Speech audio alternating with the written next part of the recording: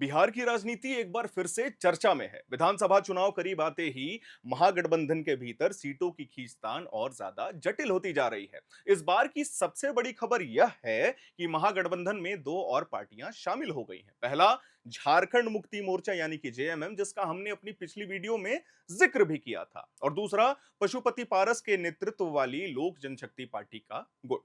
इन दोनों के जुड़ने से पहले से ही पेचीदा चल रहा सीट बंटवारे का मसला और भी ज्यादा कठिन होता जा रहा है। हम अपने दर्शकों को बता दें कि बिहार विधानसभा की कुल 243 सीटें हैं। अब इतने बड़े गठबंधन में हर पार्टी अपने लिए ज्यादा से ज्यादा सीटें चाहती है। कांग्रेस पहले ही साफ कर चुकी है कि वह 70 सीटों से कम पर समझौता नहीं करने वाली है। वहीं वीआईपी के प्रमुख मुकेश सहनी ने 60 सीटों की मांग के साथ उप मुख्यमंत्री का दावा भी ठोक दिया है। सीपीआईएमएल कम से कम 40 सीटों पर चुनाव लड़ने की तैयारी में है, और इस सब के बीच सबसे बड़ी पार्टी आरजेडी ने ऐलान कर दिया है कि वह 150 सीटों से कम पर राजी नहीं होने वाली है। ऐसे में अंदाजा लगाया जा सकता है कि अंदर खाने कितनी बड़ी मत्थापच्ची चल रही होगी। दरअसल सीटों की ये मांगे केवल चुनाव लड़ने का मामला नहीं है, हम आपको बता देना चाहेंगे, बल्कि ये दलों की राजनीतिक हैसियत और भविष्य की सत्ता की लड़ाई भी तय करती है। हर पार्टी चाहती है कि उसे प्रभाव वाले क्षेत्रों में ज्यादा टिकट मिले और गठबंधन में उसकी पकड़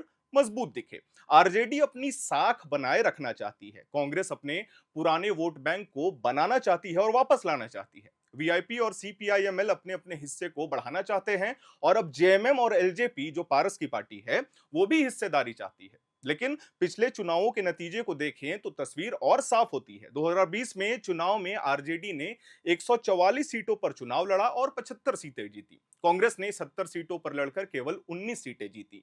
सीपीआईएमएल ने 19 सीटों पर चुनाव लड़कर 12 सीटें जीत ली थी, यानी उनका स्ट्राइक रेट काफी अच्छा था। यही कारण है कि सीपीआईएमएल अब बड़ी हिस्सेदारी मांग रही है। हर दल अपने पुराने प्रदर्शन का हवाला देकर दबाव बना रहा है। तेजस्वी यादव इस समय पूरे महागठबंधन के चेहरे बने हुए हैं, प्रमुख चेहरे बने हुए हैं। हाल ही की रैलियों में उन्होंने नीतीश कुमार की सरकार पर तीखे हमले बोले हैं। बेरोजगारी, भ्रष्टाचार और कानून व्यवस्था के मुद्दे को तेजस्वी ने जोर शोर से उठाया है।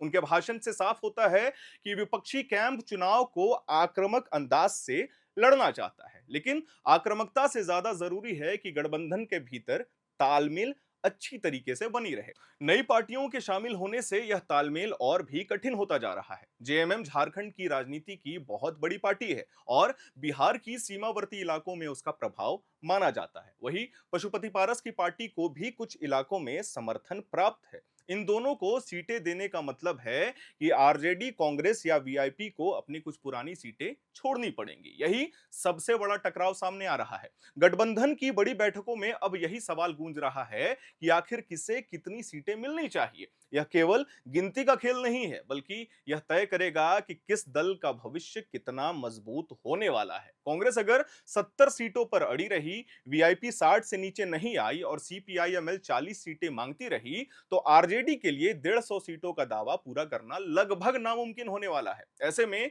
कई राजनीतिक विश्लेषकों का मानना है कि आने वाले दिनों में महागठबंधन के भीतर गहरी खींचतान देखने को भी मिल सकती है।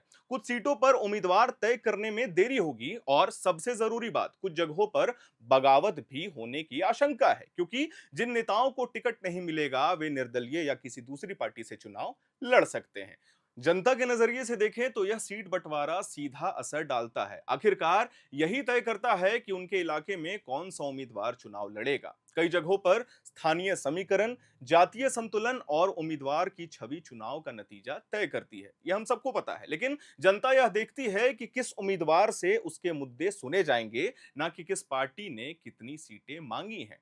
ये सबको पता है। फिलहाल सबकी निगाहें महागठबंधन की आधिकारिक सीटों की सूची पर टिकी हुई है। कब यह सूची जारी होगी, किसे कौन सी सीट मिलेगी और किन किन शर्तों पर समझौता होगा, यही आने वाले दिनों की सबसे बड़ी राजनीतिक खबर होने वाली है। अगर समझौता आसानी से हो गया तो विपक्ष मजबूती से चुनाव में उतरेगा, लेकिन अगर खींचतान लंबी चली तो इसका सीधा फायदा एनडीए को मिल सकता है। राजनीति के जानकार कहते हैं कि बिहार में सीट बंटवारा हमेशा से ही कठिन रहा है। यहाँ हर दल का एक परंपरागत वोट बैंक है और हर पार्टी उसे खोना नहीं चाहती है। यही कारण है कि हर चुनाव में सीटों की संख्या को लेकर लंबी मीटिंग्स होती हैं और कई बार अंतिम क्षण तक फैसले लटकते रहते हैं। इस बार भी कुछ वैसा ही नजारा देखने को मिल रहा है। अभी जो तस्वीर सामने आई है उसमें आरजेडी अपने दबदबे से पीछे हटने को तैयार नहीं है। कांग्रेस अपनी पुरानी परंपरागत सीटों को छोड़ना नहीं चाहती है। सीपीआई-एमएल का ग्राउंड पर स्ट्राइक रेट उन्हें आत्मविश्वास देता है। वीआईपी और जेएमएम अपने प्रभाव वाले क्षेत्रों की मांग कर रहे हैं और अब पशुपति पारस की पार्टी भी इस खेल में शामिल हो गई है। कुल मिलाकर के महागठबंधन की गाड़ी अब ज्यादा भारी हो चुकी है। सीटों का गणित और भी मुश्किल होता जा रहा है। आने वाले दिनों में देखना दिलचस्प होगा कि यह गाड़ी सही समय पर और सही ट्रैक पर चल पाती है या फिर नहीं।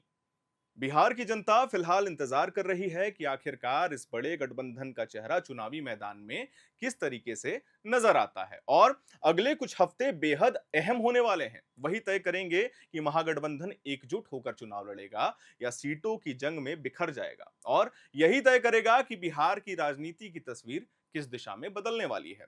बिहार इलेक्शन से रिलेटेड जितना भी अपडेट्स होगा हम अपने चैनल के माध्यम से अपने दर्शकों को देते जाएंगे। मैं उम्मीद करता हूं कि आपको यह जानकारी पसंद आई होगी।